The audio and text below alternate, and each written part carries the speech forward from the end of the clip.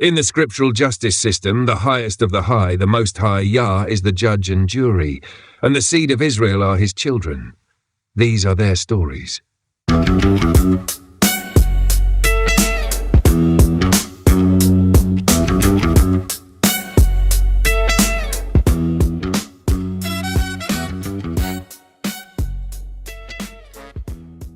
Here is the clean, direct, historical answer. Why the core Jerusalem leadership rejected Paul, including James the Just, Simeon son of Clopas, the 12, Jude, Yehuda, the Messiah's brother, the entire family line of the Messiah, no spin, no theology, just the actual reasons from history, culture, and contradictions they saw. Number 1, they followed the Messiah's actual teaching. Paul didn't match it. The Messiah taught, keep Torah, Matthew 5 verse 7 to 19. Keep commandments, Matthew 19 verse 17. Teach only what he commanded. Stay loyal to Israel's covenant. Don't nullify Moses. Don't ignore circumcision. Don't break the least commandments. Paul taught, you are not under Torah. Circumcision is nothing. The law brings a curse. All foods are clean. The law was our schoolmaster, now finished. I teach my gospel, not from any man. The Jerusalem leaders had no choice but to reject Paul because his teachings did not match the Messiah's instructions. Number 2, Paul never met the Messiah. They did.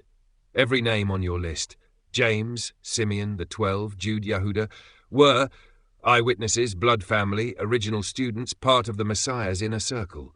Paul was not. He only claimed a vision with no witnesses, after persecuting believers, after the Messiah was already gone. To the Jerusalem assembly, this made Paul an unverified outsider. Number 3, Paul admitted they didn't trust him. Paul's own letters show the Jerusalem leaders did not accept him. He says they added nothing to me. He says he confronted Peter. He says he wasn't taught by the apostles. He says he didn't need their approval. He defends himself constantly because they doubted him. Paul's insecurity proves the rejection was real. Number 4, Paul taught against Torah. They kept Torah. The Jerusalem leaders, James, Jude, Simeon, and the 12, kept Torah, kept circumcision, kept kosher, kept Sabbath, kept temple practices, kept purity laws, prayed in Hebrew, taught from the Hebrew Gospels. Paul told Gentiles, do not keep the law, do not get circumcised. You are free from Moses. The law is a curse. That is why they rejected him. Number 5, Paul was teaching a new message they never heard from the Messiah. The Jerusalem circle taught, repent, keep commandments, walk in righteousness, follow the Messiah's literal teachings, obey the covenant, live as the prophets said. Paul taught, justification by faith alone. Christ replaced the law. Believers become spiritual Israel. Gentiles equal to Israelites. Torah ended at the cross. The two messages were incompatible. Number 6, the Messiah's family did not trust an outsider who persecuted them.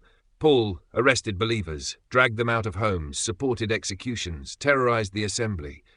Then suddenly claimed, the Messiah chose me personally. The Messiah's own family had every reason to mistrust him, cultural reasons to reject him, prophetic reasons to test all spirits, historical reasons to guard the community.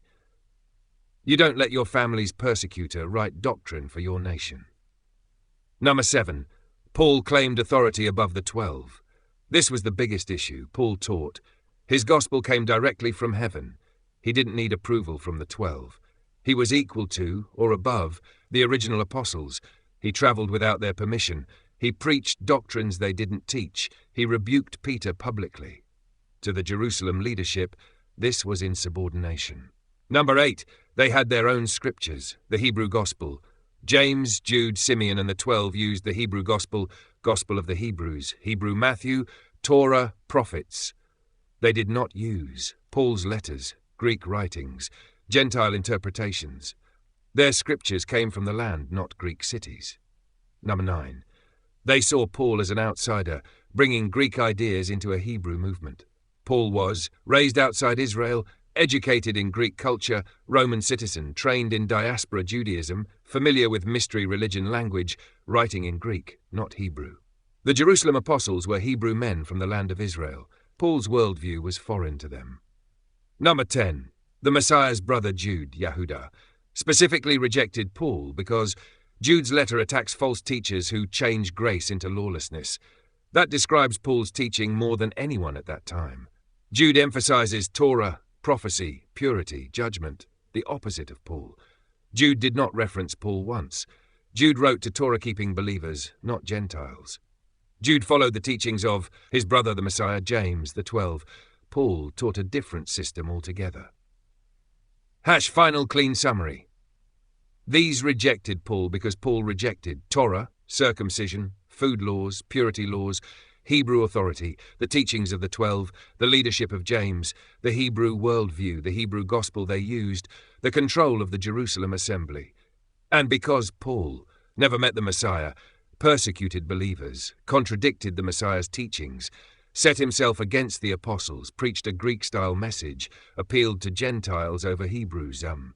This is why every name on your list rejected Paul. No mystery, no emotion, just plain historical fact. I'm just flying high on my horse. I live by peace while you incite wars. I just mind my business, I just mind my business. While you just in your feelings, you just in your feelings.